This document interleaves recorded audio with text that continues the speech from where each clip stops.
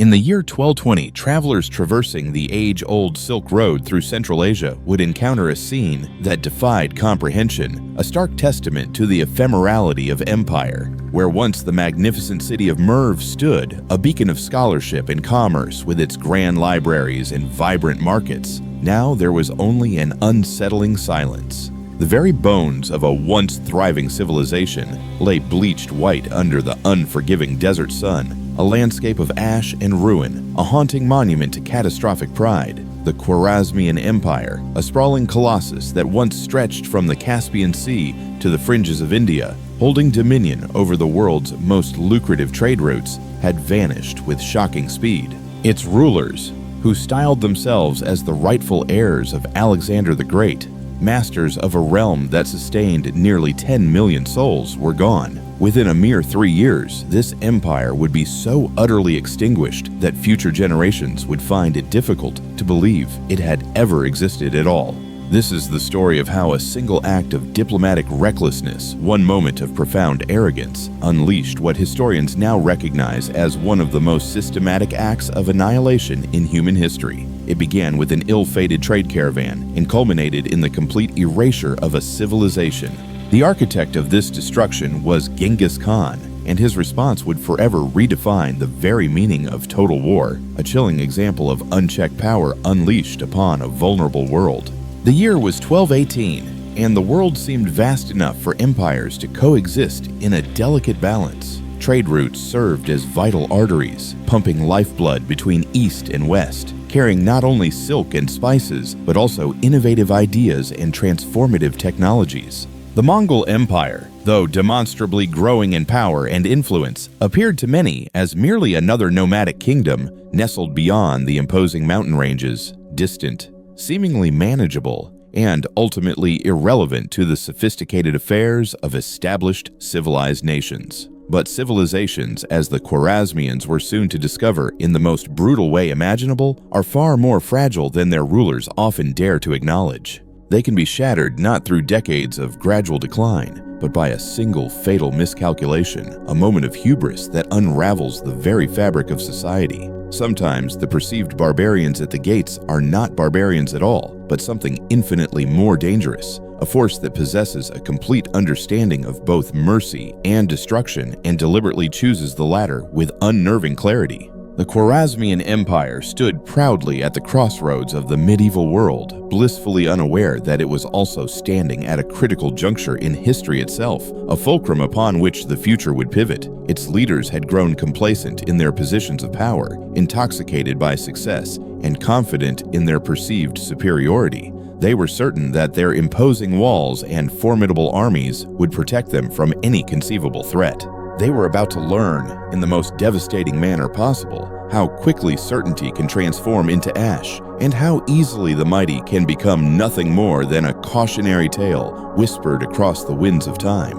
What transpired next would echo through the centuries as a grim reminder of how swiftly empires can crumble when their leaders mistake cruelty for strength and pride for wisdom. The Mongols were coming, not as mere raiders seeking plunder or conquerors seeking territory, but as something far more terrifying, the implacable executioners of an entire world, determined to leave nothing but ruin in their wake. The Khwarazmian Empire of the early 13th century represented the apex of Islamic civilization in Central Asia, a vast and prosperous dominion that controlled the essential arteries of international trade, stretching from the tranquil shores of the Caspian Sea to the rugged mountains of Afghanistan, and from the life-giving waters of the Sir Darya River to the strategic Persian Gulf. It encompassed the territories of modern-day Iran, Uzbekistan, Turkmenistan, and significant portions of Afghanistan and Kazakhstan. Sultan Ala ad-Din Muhammad II, who inherited the throne and ruled this expansive empire from 1200 to 1220, had inherited a realm already steeped in its own success, a society that had become overly comfortable and self-assured. The Khwarazmians held dominion over the fabled Silk Road, that intricate network of trade routes that intricately connected Europe with Asia, a position that made them unimaginably wealthy. Gold, glittering silver, dazzling precious stones, and an array of exotic goods flowed through their bustling cities like rivers of prosperity, enriching the coffers of the empire beyond measure. Their principal capital cities Samarkand, Bukhara, and Urgench were considered among the most magnificent urban centers in the entire world, renowned for their architectural splendor and cultural vibrancy. Furthermore, the empire's military might appeared to be unassailable. The Khwarazmian army boasted hundreds of thousands of soldiers, including heavily armored cavalry units, highly skilled archers, and sophisticated siege engineers. Their strategically important cities were heavily fortified, protected by massive, imposing walls and elaborate fortifications that had successfully withstood countless sieges throughout their long history. The Shah's formidable forces had recently and effortlessly conquered several neighboring kingdoms, expanding their territory and wealth with each successful military campaign. Culturally, the Khwarazmian Empire stood as a shining beacon of learning and remarkable sophistication. Their meticulously maintained libraries housed thousands upon thousands of invaluable manuscripts covering a vast range of subjects, including mathematics, astronomy, medicine, and philosophy. Esteemed scholars from across the Islamic world flocked to study and conduct research in their renowned academies. Their talented poets and innovative artists were celebrated from the vibrant streets of Baghdad to the bustling markets of Delhi. They proudly saw themselves as the direct inheritors of the ancient Persian empires, the rightful heirs to centuries of glorious civilization and refined cultural achievements. However, this unparalleled success had bred a dangerously intoxicating sense of confidence among the Khwarazmian elite. They viewed the Mongols, those nomadic horsemen dwelling beyond the vast steppes, as crude and uncultured barbarians utterly unworthy of any serious consideration. The Mongols possessed no impressive cities, no grand libraries, and no readily apparent culture beyond the seemingly endless cycles of warfare and animal herding. How could such a primitive people possibly pose a credible threat to an empire that commanded the respect and admiration of the civilized world? The geopolitical landscape seemed to overwhelmingly favor the Khwarazmians. They had recently achieved a decisive victory over the Kara Khitai, absorbing their territories and inadvertently making them direct neighbors to the burgeoning Mongol Empire. But rather than recognizing this as a potentially serious threat, the Shah foolishly viewed it as a lucrative opportunity. These Mongols might prove to be useful trading partners or even compliant vassals, providing the Khwarazmians with valuable furs and horses in exchange for finely crafted manufactured goods. In recent years, Sultan Muhammad III had become increasingly arrogant and prideful, even going so far as to challenge the long-established authority of the Abbasid Caliph in Baghdad and audaciously claiming divine authority for his own rule. He had even begun styling himself as the Second Alexander, foolishly believing that, like his ancient predecessor, he was destined to rule over vast and strategically important portions of the known world. This fatal hubris would prove to be his empire's most significant and devastating flaw, effectively blinding him to the true nature of the gathering storm brewing beyond his borders. The chain of unfortunate events that would ultimately doom the Khwarazmian Empire began innocuously enough in the spring of 1218, when a large trade caravan cautiously approached the heavily guarded border city of Otrar. However, this was no ordinary merchant expedition. It was a carefully organized diplomatic and commercial mission officially sanctioned by Genghis Khan himself.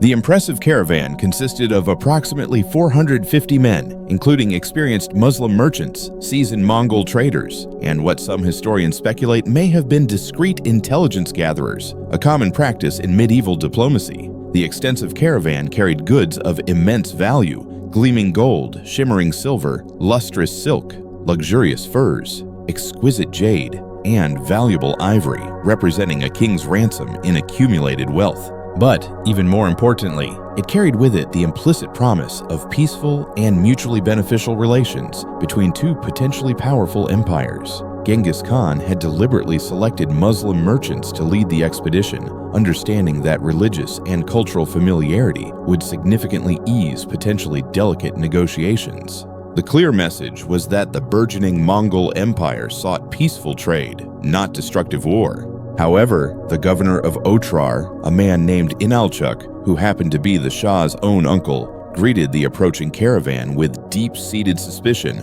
rather than a welcoming embrace. Otrar was a crucial border city, a strategically important and wealthy trading center that controlled access to the very heart of the Khwarazmian heartland. Inalchuk held the prestigious title of Genghis Khan and wielded considerable authority throughout the region. He was also, by all reliable accounts, a man primarily driven by insatiable greed and crippling paranoia in seemingly equal measure. Upon carefully examining the caravan's official credentials and valuable goods, Inalchuk made a fateful and utterly disastrous decision. He abruptly declared the entire expedition to be nothing more than a nest of spies and immediately ordered the summary arrest of all the merchants. Whether this accusation held any merit continues to be a topic hotly debated among historians. Medieval trading expeditions often included intelligence gathering as a secondary function, but what transpired next went far beyond any legitimate security concerns. With the explicit approval of Shah Muhammad II, Inalchuk ordered the cold-blooded execution of the entire trade caravan. All 450 men were brutally put to death, their lifeless bodies left to rot outside the city walls, a gruesome display of unchecked power. Their goods, that immense fortune consisting of gold and precious materials, was unceremoniously confiscated and distributed among the governor's loyal followers, further fueling his insatiable greed. Only a single terrified camel driver managed to miraculously escape the brutal massacre, fleeing eastward at breakneck speed to deliver the horrifying news of the atrocity to the unforgiving Mongol court. This was far more than simple banditry or even politically motivated murder. According to the established diplomatic customs of the era, merchants and official envoys were considered sacrosanct, protected by ancient and universally recognized laws of hospitality that transcended virtually all religious and cultural boundaries. To deliberately kill a diplomatic mission was, in effect, to declare war, and to execute it so thoroughly was tantamount to declaring total war. But the arrogant Khwarazmians seemed utterly oblivious to the magnitude of their egregious transgression. The senseless massacre at Otrar represented a catastrophic failure of judgment that extended far beyond mere greed or paranoia. It demonstrated a fundamental misunderstanding of Mongol culture and their formidable capabilities. The Khwarazmians had committed an act that, according to the strict Mongol legal code, demanded not just retaliation, but complete and utter destruction. They had unknowingly awakened a force they did not understand and could not hope to control.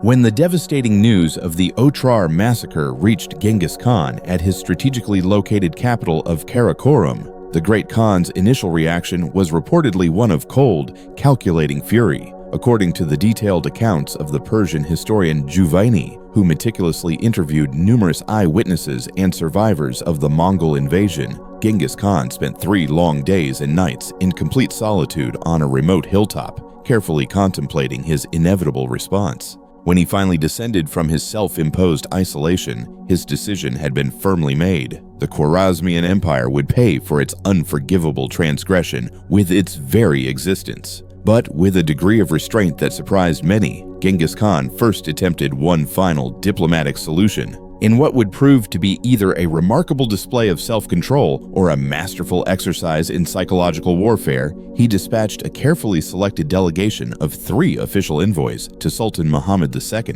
The diplomatic mission included 1 respected Muslim ambassador and 2 highly regarded Mongol diplomats, and their message was remarkably straightforward: return all of the stolen goods, hand over Governor Inalchuk for just punishment, and accept full responsibility for the senseless massacre. In exchange, the Khan would seriously consider the entire matter closed, preventing further escalation. However, Sultan Muhammad II's response would ultimately seal his crumbling empire's inescapable fate.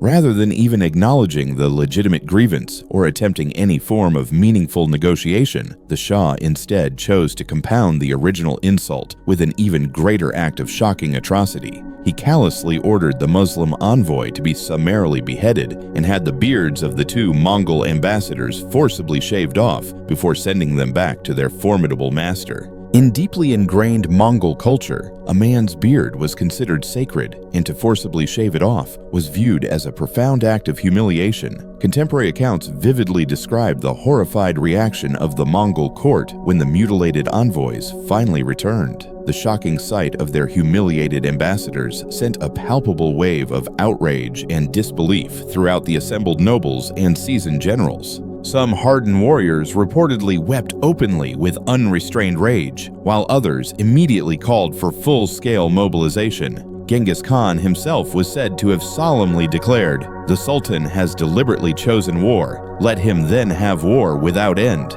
This fateful moment marked the definitive point of no return.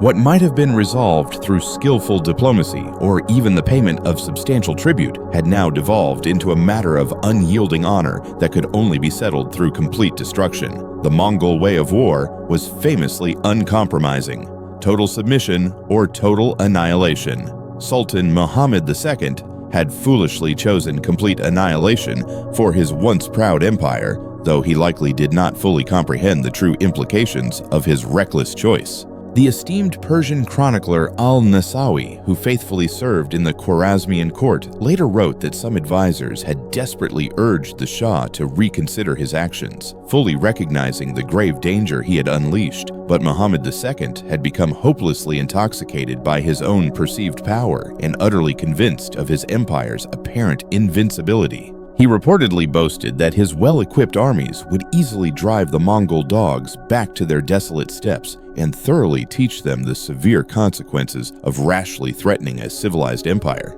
Word quickly spread throughout the Khwarazmian Empire that a full-scale war with the Mongols was not only likely, but seemingly inevitable. However, rather than abject fear, the dominant emotion throughout the empire seemed to be one of eager anticipation. The empire's supremely confident citizens and battle-hardened soldiers genuinely believed that they were about to witness the swift destruction of a primitive barbarian horde at the hands of their far superior civilization. They could not have been more catastrophically wrong.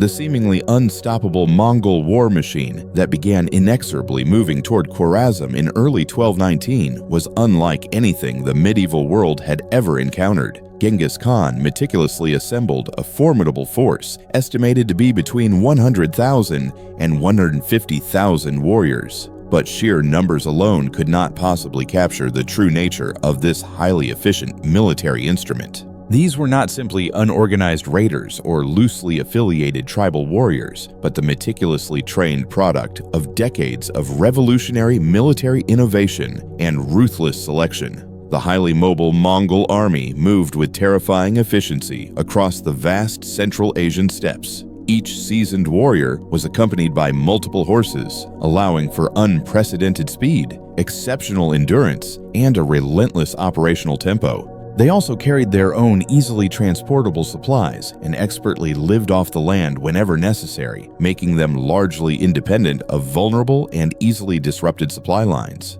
Most importantly, they brought with them highly skilled Chinese siege engineers and the latest groundbreaking military technologies, including powerful gunpowder weapons that would soon shatter the seemingly impenetrable walls of Khwarazmian cities. The first strategic target was Otrar itself, the location of the original heinous crime.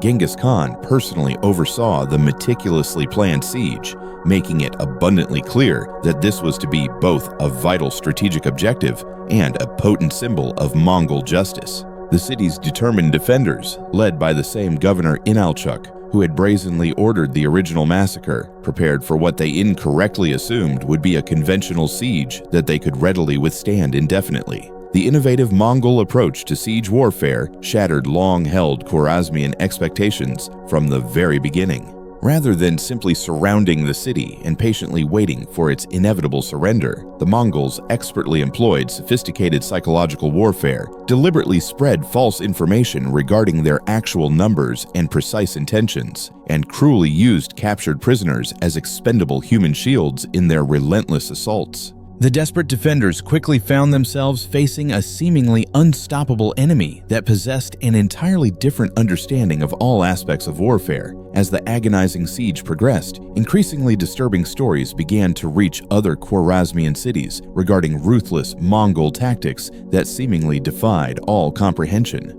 Terrified prisoners reported that the Mongols would invariably offer generous surrender terms to each city they approached, but that any sign of resistance would immediately result in complete and irreversible destruction. This was clearly not the typical medieval practice of ransoming defeated enemies or forcibly incorporating them into victorious armies. This was something entirely different, a calculated and merciless policy of systematic extermination. The inevitable fall of Otrar after an agonizing 5-month siege sent profound shockwaves of fear and disbelief throughout the entire empire. Governor Inalchuk was captured alive and reportedly executed in a particularly gruesome manner by having molten silver slowly poured into his ears and eyes, a symbolic punishment for his overwhelming greed and reckless actions. The entire population of the once thriving city, estimated at around 100,000 people, was methodically slaughtered without mercy. Not a single inhabitant was spared, and the entire city itself was razed completely to the ground.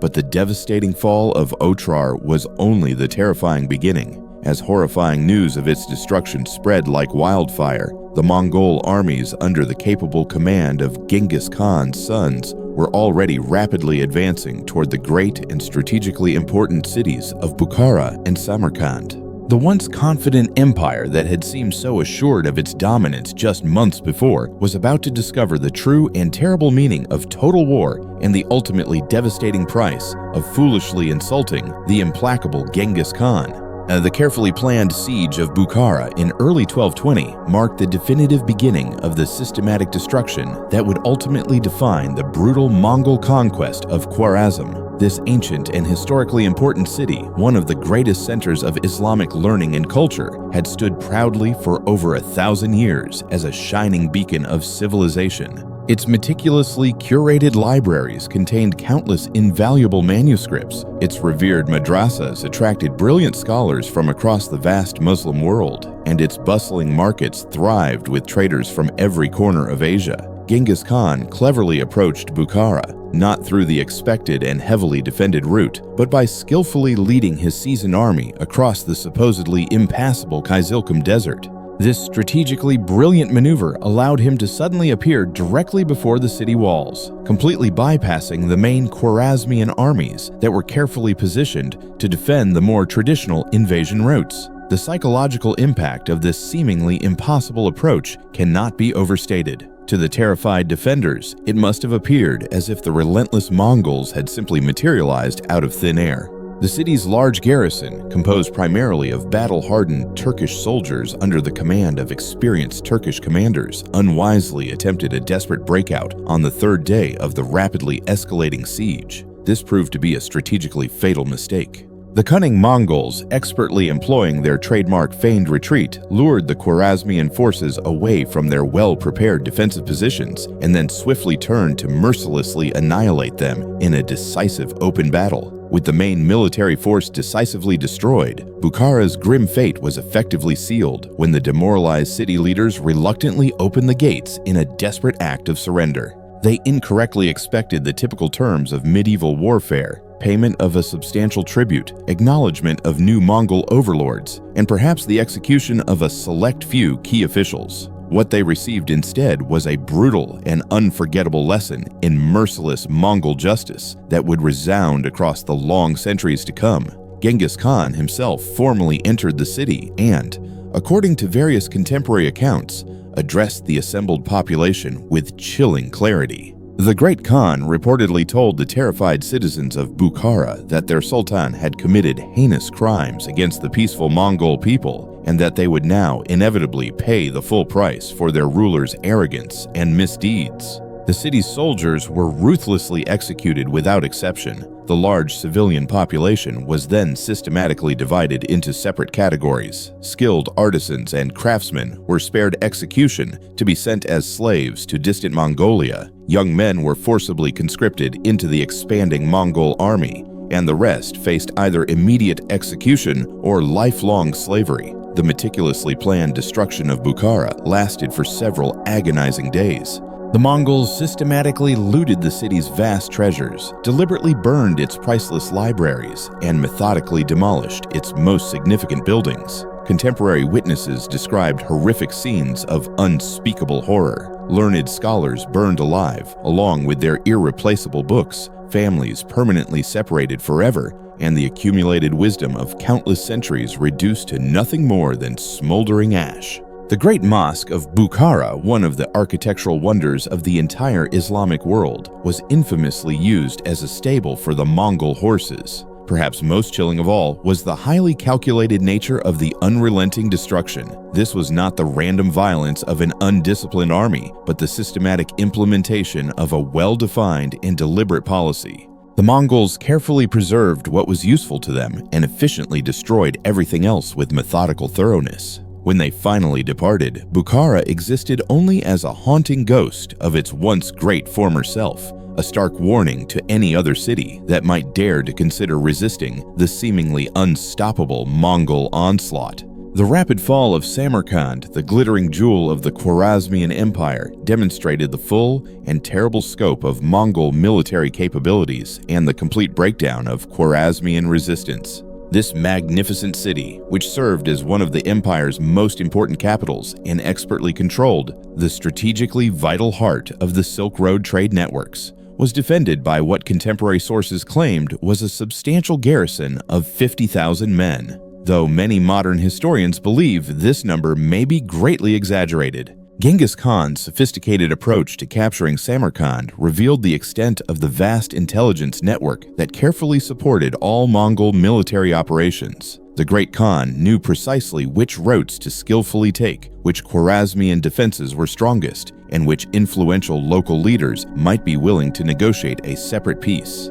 This invaluable information came not only from highly placed spies, but also from the hundreds of prisoners taken at previous cities, systematically interrogated, and then often cruelly used as human shields in subsequent brutal attacks. The siege itself lasted a mere 5 days, but those agonizing days encapsulated the complete and utter military superiority of the seemingly invincible Mongol war machine. When the desperate garrison attempted a risky sortie, they were lured into the same deadly trap that had decisively destroyed Bukhara's overconfident defenders. The cunning Mongols expertly feigned retreat, cleverly stretched the Khwarazmian battle line to its breaking point, and then swiftly turned to slaughter the overextended forces without mercy. By the 3rd day, half of the city's garrison was already dead. Sultan Muhammad II made several desperate attempts to relieve the besieged city, twice approaching with substantial relief armies, only to be decisively driven back by Mongol forces that seemed to anticipate his every move. The psychological impact of these failed relief attempts cannot be overstated. They clearly demonstrated to terrified defenders throughout the crumbling empire that their sultan was utterly powerless to protect them, even at his own heavily fortified capital. The official surrender of Samarkand came on the 5th day, but Genghis Khan's calculated response revealed the further evolution of ruthless Mongol tactics toward total extermination. Despite formally accepting the city's abject surrender, he chillingly ordered the immediate execution of every soldier who had dared to bear arms against him. This clear violation of traditional surrender terms sent an unmistakable message. There would be absolutely no mercy for those who resisted Mongol authority, regardless of how they ultimately submitted. The remaining civilian population of Samarkand faced the same systematic sorting that had occurred in Bukhara. Skilled artisans were spared execution to be forced into slavery, young men were forcibly conscripted into the Mongol army, and the vast remainder faced either immediate death or permanent deportation. Contemporary accounts described a terrifying scene of methodical horror. Families cruelly torn apart, vast treasures looted, and strategically important buildings demolished with engineering precision. The ruthless Mongols had truly perfected the devastating art of urban destruction. But perhaps the most terrifying aspect of Samarkand's swift fall was its sheer speed. In less than a week, one of the greatest cities in the entire world had been reduced to nothing more than a hollow shell of its former glory. The implications were abundantly clear to anyone with eyes to see. If the mighty Samarkand could fall so quickly and decisively, then no city in the crumbling empire was truly safe. The Khwarazmian Empire was not merely being conquered, it was being systematically erased from the very pages of history. The determined pursuit and eventual death of Sultan Muhammad II marked the complete collapse of all centralized Khwarazmian resistance to the relentless Mongol invasion. After personally witnessing the horrifying destruction of his greatest cities and the utter annihilation of his once powerful armies, the once proud ruler, who had so boastfully called himself the Second Alexander, fled westward in abject terror with a small retinue of loyal followers, abandoning his crumbling empire in a desperate attempt to save his own worthless life. Genghis Khan assigned his two most accomplished generals, the supremely skilled Subutai and Jebe, to relentlessly hunt down the fleeing sultan with a mobile force of 20,000 seasoned men. This relentless pursuit became one of the most remarkable military operations in all of medieval history, covering thousands of miles across incredibly diverse terrain, as the resourceful Mongol commanders expertly demonstrated their unique ability to maintain a high operational tempo far from any established supply base. They moved with the speed of the wind and the unyielding inexorability of death itself. The sophisticated psychological warfare expertly employed during this relentless pursuit proved to be as strategically devastating as any physical battle. Subutai and Jebe skillfully spread terror wherever they went, forcefully demanding that each city and town they encountered provide immediate assistance in tracking down the fleeing sultan or face the exact same grim fate as Bukhara and Samarkand.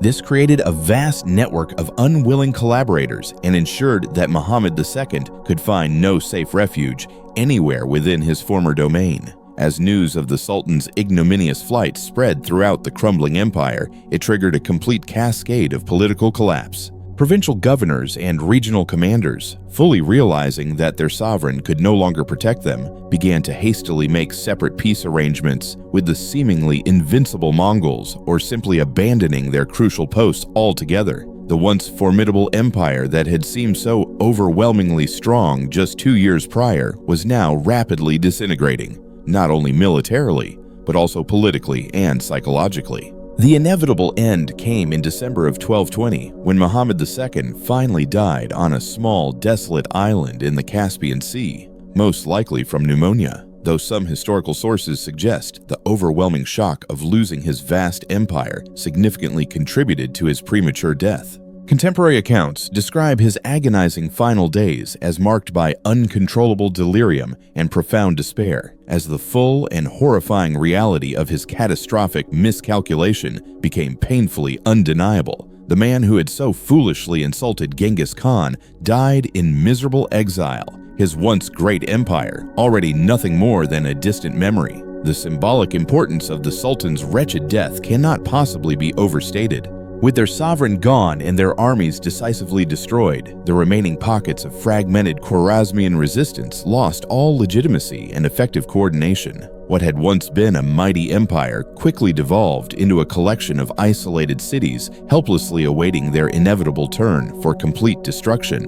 The relentless Mongol generals did not even pause to celebrate their overwhelming victory. They simply continued the systematic elimination of every remaining center of resistance. But the humiliating death of Sultan Muhammad II marked only the very beginning of the end. His courageous son, Jalal al-Din, would later attempt to rebuild some remnant of the shattered empire, leading to further devastating campaigns and even more widespread destruction.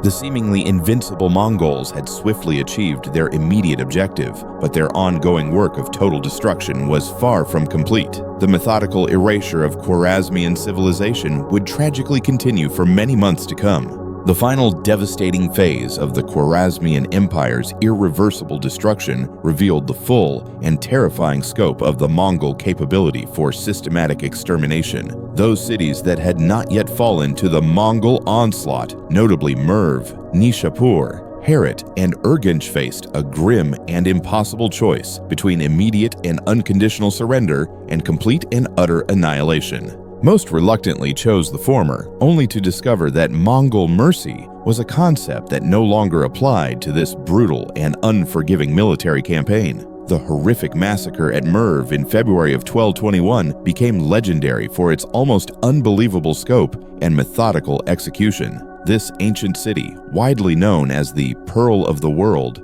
formally surrendered without any resistance, hoping to avoid the gruesome fate of other Khwarazmian urban centers. Instead, its large population faced what contemporary sources describe as one of the most meticulously planned mass killings in all of human history. Persian chroniclers claimed that over 1 million people were mercilessly slaughtered, though many modern historians believe this figure to be significantly exaggerated. What made these final devastating massacres particularly horrifying was their highly organized nature. The Mongols had cleverly developed highly efficient systems for mass execution, dividing the terrified populations into easily manageable groups and assigning strict quotas to individual soldiers. At Merv, each seasoned Mongol warrior was reportedly ordered to brutally kill between 300 and 400 helpless civilians. The calculated killing continued unabated for several days, with the Mongols methodically working their way through the entire vast population of the city and its surrounding areas.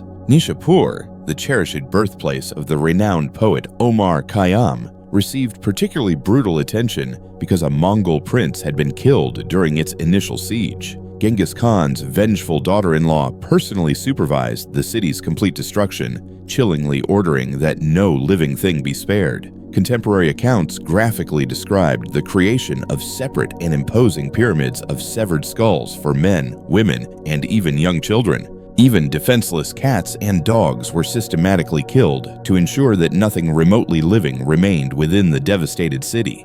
The prolonged siege of Urgench, the crumbling empire's final major stronghold, lasted for 6 long months and required the personal attention of Genghis Khan himself. The city's strategic location on the Amu Darya River made it particularly difficult to assault, and its resourceful defenders, expertly led by one of the Sultan's surviving generals, fought with the desperate ferocity of men who fully understood that unconditional surrender meant certain death.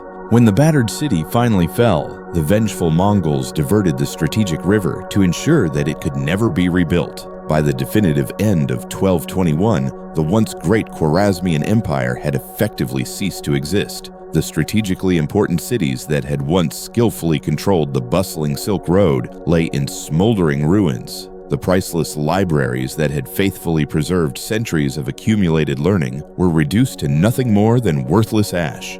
The vast population that had once numbered in the millions was now either dead, enslaved, or scattered to the unforgiving winds. An entire and uniquely vibrant civilization had been decisively erased from the earth in less than 3 short years. The highly systematic nature of this almost unbelievable destruction was what truly set it apart from other brutal medieval conquests. This was clearly not simply a case of military defeat followed by political absorption, but something far more sinister, approaching what modern observers would accurately recognize as full-scale genocide. The ruthless Mongols had not merely conquered the vast Khwarazmian Empire, they had effectively deleted it from the very history books, leaving barely enough traumatized survivors to adequately tell the horrifying tale of what had once been. The complete destruction of the Khwarazmian Empire sent profound shockwaves throughout the medieval world that would continue to reverberate for many centuries. The unprecedented speed and devastating completeness of the brutal conquest shattered all long-established notions of military power and diplomatic immunity.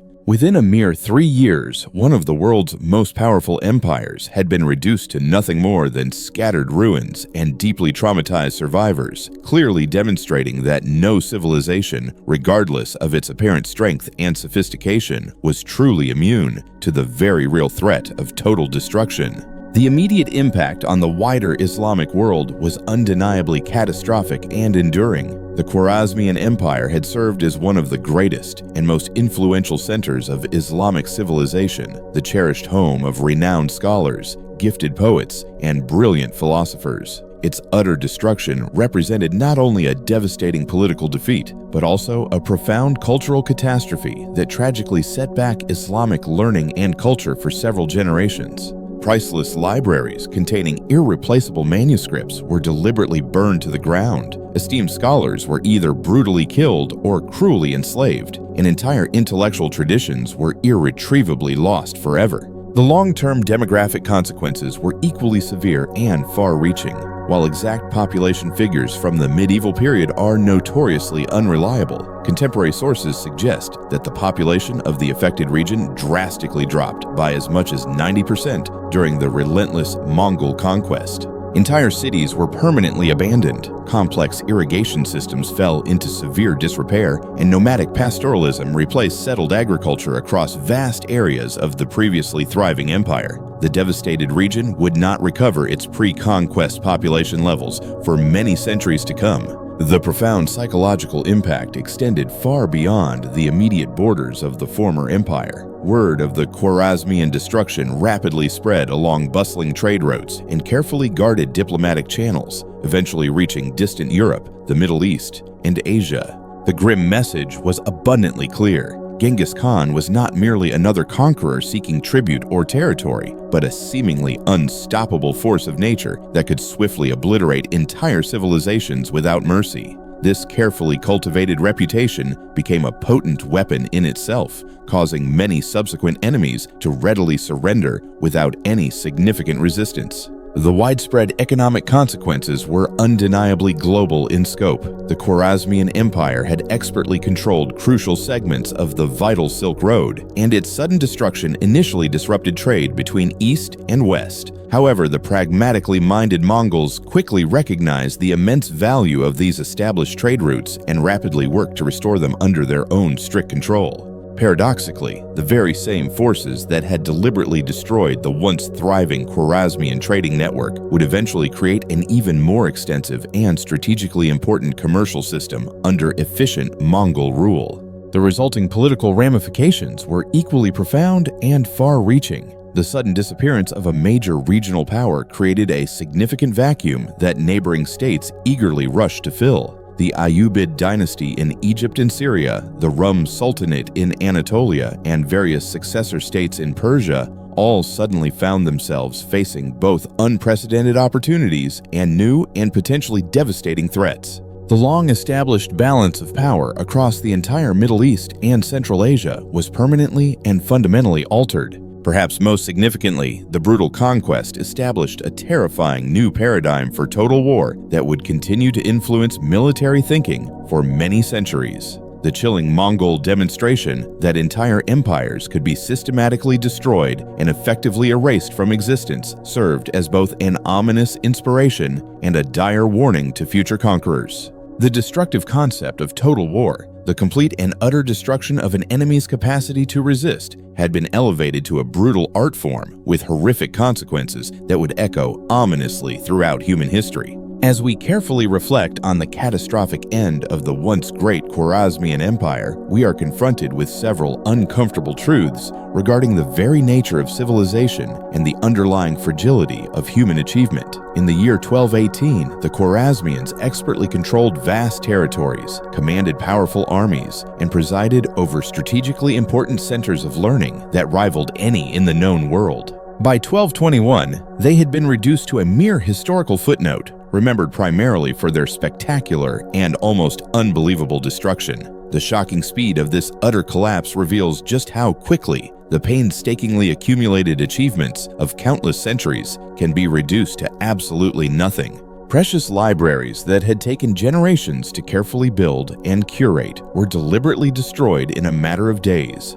Thriving cities that had proudly stood for over a millennium were ruthlessly razed in a matter of weeks, and an entire unique culture, with its distinctive blend of Persian, Turkic, and Islamic elements, vanished so completely that much of what we currently know about it comes primarily from the detailed accounts of its merciless destroyers. This systematic destruction was not the unfortunate result of gradual decay or the seemingly inevitable product of uncontrollable historical forces, but of specific and deliberate human choices made by identifiable individuals. Sultan Muhammad II's fateful decision to execute Genghis Khan's peaceful envoys was a conscious act that ultimately doomed millions of his innocent subjects. Governor Inalchuk's unchecked greed in seizing the valuable Mongol trade caravan was a calculated personal choice that tragically triggered a widespread civilizational catastrophe. The enduring lesson is crystal clear. In positions of great power and influence, individual decisions can often have devastating consequences that extend far beyond the original decision-makers themselves. The Khwarazmian tragedy also poignantly illuminates the dangerously deceptive delusions that can easily affect those in positions of immense power. The arrogant Shah and his misguided advisors arrogantly convinced themselves that their vast empire was truly invincible, that their enemies were barbaric and inherently inferior, and that their own sophisticated culture somehow made them completely immune to any form of widespread destruction. This fatal hubris tragically blinded them to the harsh reality of their rapidly deteriorating situation until it was far too late to save either themselves or the vast majority of their loyal people. Yet perhaps the most chilling aspect of this cautionary tale is just how easily it could tragically be repeated in future generations. The underlying factors that ultimately destroyed the Khwarazmian Empire, overweening pride, reckless miscalculation, underestimation of formidable enemies, and an abject failure of skillful diplomacy remain constant and very real threats to any civilization. The specific weapons may change dramatically over time, but the inherent human capacity for catastrophic misjudgment sadly remains eternal. The haunting, empty ruins that once proudly were Merv and Samarkand, Bukhara and Nishapur now stand as grim monuments to a simple and easily forgotten truth. Civilization is not a permanent achievement, but a fragile and precarious arrangement that must be constantly and carefully maintained.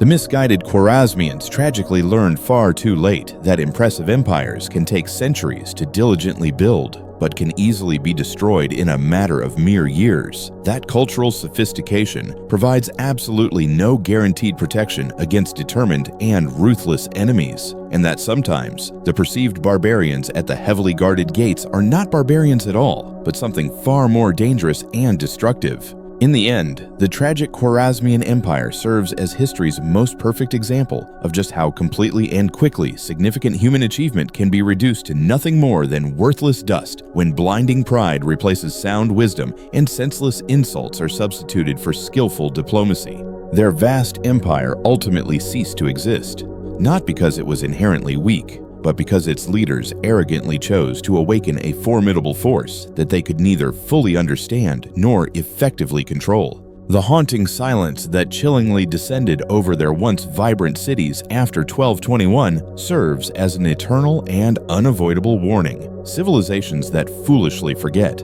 So, the story of the Khwarazmian Empire is ultimately a sobering reminder that even the most powerful and advanced societies can crumble with alarming speed. Not necessarily from internal weaknesses, but from miscalculations, arrogance, and a failure to appreciate the consequences of their actions. It's a testament to the fragility of civilization and the enduring importance of wisdom, humility, and diplomacy in navigating a complex world. The Khwarazmians' tragic fate stands as a stark lesson we can all learn from, urging us to be mindful of the decisions we make and the potential ripple effects they can have. What do you think about all this? Did anything in particular resonate with you? I'd love to hear your thoughts, questions, or any insights you might have in the comments below. Let's start a conversation about this fascinating and cautionary tale. And if you enjoyed this deep dive into history, be sure to subscribe so you don't miss out on future explorations of empires, civilizations, and the lessons they hold for us today. Thanks for watching.